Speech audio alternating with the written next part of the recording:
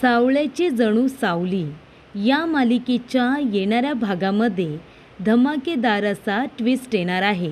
तर प्रेक्षकांनो, इथे आता सावलीसमोर भैरवी वजे नावाचं खूप मोठं संकट येऊन आता उभं राहिलेलं असतं आणि तिने सावलीला आव्हान दिलेलं असतं मीडियामार्फत की मला पुन्हा एकदा तुझ्याबरोबर जुगलबंदी करायची आहे आणि तुला हरवायचं आहे.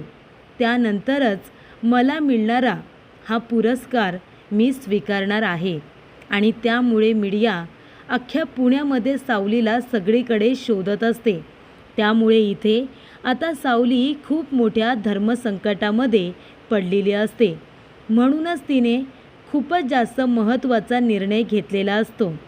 येणाऱ्या भागामध्ये सावलीने सारंगला खूप मोठं सत्य हे सांगितलेलं असतं. आपल्या मुलाच्या सुखी जीवनासाठी अबीरच्या इथे आता जीवासाठी सावलीने सारंगला सांगितलेलं असतं की अबीर हा आपल्या दोघांचा मुलगा आहे. त्यामुळे अबीरच्या जीवाची जबाबदारी ही तुमची असल्याचं सावलीने सारंगला सांगितलेलं असतं. त्यामुळे सारंगला इथे आता सगळ्यात जास्त आनंद झालेला असतो. तर येणाऱ्या भागामध्ये कशा पद्धतीने या गोष्टी पुढे घडत जातात आपण सविस्तरपणे बघूया. तर प्रेक्षकांनो, इथे आता सावली सगळ्यांपासून लपून राहण्याचा प्रयत्न करत असते. पण प्रेक्षकांनो, पुण्यामध्ये परत आल्यानंतर त्याचबरोबर स्वर सावली गुरुकुल सुरू केल्यानंतर सावलीची ओळख कशी काय लपून राहील बरं? तिलोत्तमा, सारंग, अमृता त्याचबरोबर मोनिका यांना तर कळलेलं आहे सावली जिवंत आहे. त्यामुळे बाकीच्या लोकांना कळायला काही वेळ लागणार आहे का? तसंच काहीसं आता घडलेलं असतं. सगळेजण इथे आता गुरुकुलपासून दूर राहायचं असं तिलोत्तमा राजकुमारला सांगत असते. राजकुमारला प्रश्न पडत असतो की माझी आई मला गुरुकुलपासून लांब राहायला का सांगते? नक्की काय कारण आहे? तेव्हा त्याला प्रश्न पडलेला असतो की या जागेवरती जर जगन्नाथ काम करतो तर त्याने आपल्या गुरुकुलला स्वर सावली असं नाव का दिलं असेल? जर सावली या जगामध्ये नसती तर कैलासवासी असं नाव देण्यात आलं असतं. तेव्हा इथे आता राजकुमारला शोधून काढायचं असतं की सावली नक्की जिवंत आहे की ती मेले. कारण जर ती जिवंत असेल तर मला पुन्हा एकदा माझे हात तिच्या गळ्यापर्यंत घेऊन जावे लागतील. यासाठी राजकुमार म्हणतो की सावली तुला शोधून काढावंच लागेल. कारण ज्या पद्धतीने खंड्यासुद्धा गायब झालाय, खंड्या माझा फोन उचलत नाही आहे, तो कुठे मला ते माहीत नाही आहे. खंड्याला मी जबाबदारीचं काम दिलं होतं, सावली आणि तिच्या बाळाला संपवायला सांगितलं होतं. खंड्या तर मला म्हणाला की त्याने सावलीला मारले म्हणून. पण मला संशय आहे जर सावली मेली आहे तर मग मला सतत असं का वाटत असतं की ती जिवंत आहे म्हणून. मला पुरावा हवाय, सावली मेल्याचा मला पुरावा हवाय, त्याशिवाय मी विश्वास ठेवणार नाही. खंड्याचा फोन लागत नसल्यामुळे राजकुमारने आता वेगळी खेळी खेळलेली असते. राजकुमार म्हणतो की चला आता माझं सगळ्यात मोठं प्यादं माझा हुकमी एका बाहेर काढण्याची वेळ आलेली आहे.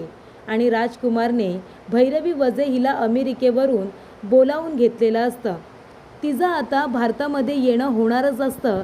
कारण भैरवी वजेला इथे आता महाराष्ट्राचा खूपच छान असा संगीत पुरस्कार मिळणार असतो. त्याकरता तिला बोलावलेलं असतं. पण जेव्हा मीडियासमोर ती आता पुरस्कार घेण्यासाठी इथे आता रंगमंचावरती जाते तेव्हा ती म्हणते की मी हा पुरस्कार घेऊ शकणार नाही. कारण फक्त एकच, सावलीमुळे हा पुरस्कार मी घेणार नाही आहे. कारण तिने मला खूपच जास्त अपमानित केलं. माझ्याबरोबर जुगलबंदी केली तेव्हा सगळ्यांनी मिळून माझा अपमान केला. म्हणूनच आता मला पुन्हा एकदा तिच्याबरोबर जुगलबंदी करायची आहे. आणि जेव्हा मी तिला हरवेन, मी गुरु आहे, जेव्हा मी माझ्या शिष्याला सावलीला हरवेन तेव्हाच हा मानाचा पुरस्कार मी स्वीकारेन असं तिने स्पष्टपणे सांगितलेलं असतं.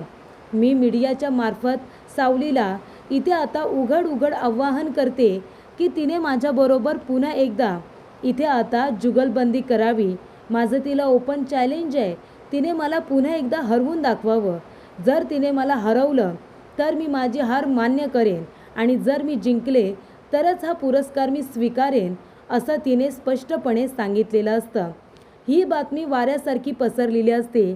मीडियामध्ये, यूट्यूबवरती, सोशल मीडियावरती सगळीकडे फक्त एकच बातमी, भैरवी वजे यांनी सावलीला इतक्या वर्षानंतर, तब्बल 8 ते 9 वर्षानंतर पुन्हा एकदा जाहीररित्या तिला ओपन चॅलेंज दिलेलं आहे की माझ्याबरोबर जुगलबंदी करून दाखवावी म्हणून. आणि ही बातमी सोशल मीडियावरती वाऱ्यासारखी पसरलेली असते. तेव्हा सगळे मीडियावाले निघतात आणि जगन्नाथच्या घरी येतात. कारण का, तर जगन्नाथने सावलीला आपली मुलगी मानलेलं आहे. तेव्हा सावलीबद्दल आपल्याला जर जाणून घ्यायचं असेल तर जगन्नाथ पुरेशी माहिती देऊ शकतो असं मीडियावाल्यांना वाटतं. तेव्हा ते येतात आणि सावलीला विचारणा करत असतात की सावली कुठे आहे, ती जिवंत आहे की मेली आहे. तेव्हा तो म्हणतो की मी देवाजवळ हीच प्रार्थना करेन की माझी सावली मला जिवंत हवी आहे, जिथे कुठे असेल तिथे सुखरूप असावी. पण आता ती इथे नाही आहे. आणि तेवढ्यातच सावली लपून बसलेली असते घरामध्ये आणि तिथे अबीर येतो. अबीर म्हणतो आजोबा. आणि तेव्हा मीडियावाले विचारतात, हा कोण तुमचा, तुमच्याबरोबर इथे राहतो का? तुम्हाला आजोबा म्हणतोय, मग कुणाचा मुलगा आहे? तेव्हा इथे जगन्नाथ अबीरला डोळा मारतो आणि म्हणतो, हा माझा शेजारी आहे, व्यंकटेशचा मुलगा आहे तो. हो की नाही अबीर? अहो आता घरामध्ये कुणी नसतं ना, लहान मुलांना माझा लळा लागतो, खेळायला येतो माझ्याकडे. आता सुद्धा तो त्याचे बाबा इथे आहेत ना, म्हणून आला असेल. जगन्नाथ खूपच हुशारीने आता अबीरला तिथून जायला सांगतो. त्यानंतर सावली म्हणते, बाबा हे सगळं काय आहे? मीडियावाले घरापर्यंत यायला लागलेत. मला खरंच खूप भीती वाटते. मी माझ्या अबीरसाठी कुठे कुठे नाही गेले तुम्ही सांगा. बेळगावमध्ये राहिले, तिथे त्याच्या जीवाला धोका निर्माण झाला, मी इथे परत आले. बाबा तुम्ही मला कुठेतरी दूर पाठवा ना, जिथे मला आणि माझ्या अबीरला शांतपणे राहता येईल. माझ्या अबीरच्या जीवाचं काही झालं ना तर मी जगू शकणार नाही बाबा. तेव्हा इथे जगन्नाथ म्हणतो, मग का लपून बसतेस तू, कशाला घाबरतेस, ये ना बेधडकपणे समोर आणि तिचं चॅलेंज स्वीकार ना. ती म्हणते, नाही बाबा मला कुणाचंही चॅलेंज स्वीकारायचं नाही आहे.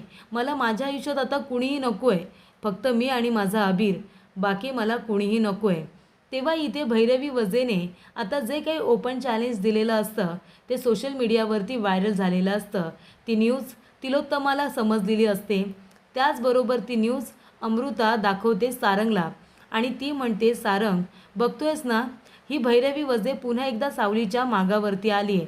सावली सगळ्यांच्या समोर अजूनपर्यंत आलेली नाही, पण भैरवी पुन्हा एकदा तिला त्रास द्यायला आली आहे. आणि जर सावलीचं नाव पुन्हा पुन्हा मीडियामध्ये आलं तर मग ही बातमी ओवीपर्यंत पोचायला वेळ लागणार नाही. तेव्हा मी काय म्हणते, तू आता स्टँड घे, ओवीसाठी, सावलीसाठी आणि तुझ्यासाठी सुद्धा. सावलीला तुझी गरज आहे सारंग. तेव्हा इथे आता सारंग सावलीबरोबर बोलायला आलेला असतो. तो म्हणत असतो, सावली हे सगळं काय आहे? हे बघ, तुला माझ्याशी बोलायचं नसेल ठीक आहे. कुठे आहे जगन्नाथजी, मी त्यांच्याजवळ बोलतो. भैरवी वजेने तुला असं चॅलेंज का दिलं आहे, तू काय करणार आहेस पुढे?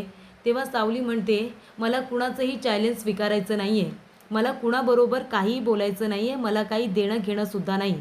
मी 8-9 वर्षांपूर्वी सगळं काही सोडून शांतपणे निघून गेले होते ना, आणि आता परत आली आहे, पण मला कुणाशी काही संबंध ठेवायचा नाही. मला फक्त माझ्या बाळाचा आणि माझा विचार करायचा आहे, माझ्या अबीरच्या भविष्याचा विचार करायचा आहे. त्यासाठी मी आणि अबीर कुठेतरी दूर निघून जाऊ, मला इथे राहायचंसुद्धा नाही आहे.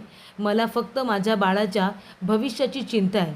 आधी बेळगावमध्ये होते, आता मी इथे पुण्यामध्ये आले आणि इथेसुद्धा जर माझ्या आणि माझ्या बाळाच्या जीवाला धोका निर्माण झाला तर मी इथूनसुद्धा दूर कुठेतरी निघून जाईन.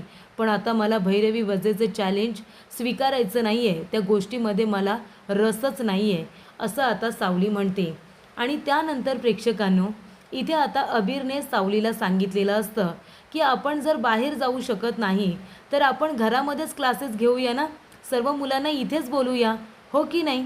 तेव्हा सावली म्हणते ठीक आहे. आणि सावली आता मुलांना क्लासेससाठी तिथे बोलावते. तेव्हा खिडकीमधून एका बाईने तिचा व्हिडिओ तयार केलेला असतो आणि तो व्हिडिओ सोशल मीडियावरती अपलोड केलेला असतो. सगळ्यांना कळतं की सावली जगन्नाथच्या इथे आहे आणि ती आता मुलांचे क्लासेस घेते. तेव्हा सावली म्हणते, बाबा मी आता काय करू? आता ही गोष्ट मीडियावाल्यांना कळेल आणि त्यांना कळेल की मी तुमच्या इथे आहे, ते तुम्ही मला लपून ठेवले आहेत असं जर लोकांना कळलं तर लोक नाही नाही ते बोलतील. सावली का घाबरते, लोकांसमोर यायला का घाबरते, असे मला प्रश्न विचारले जातील आणि मग माझ्या मुलाच्या जीवाला धोका निर्माण होईल.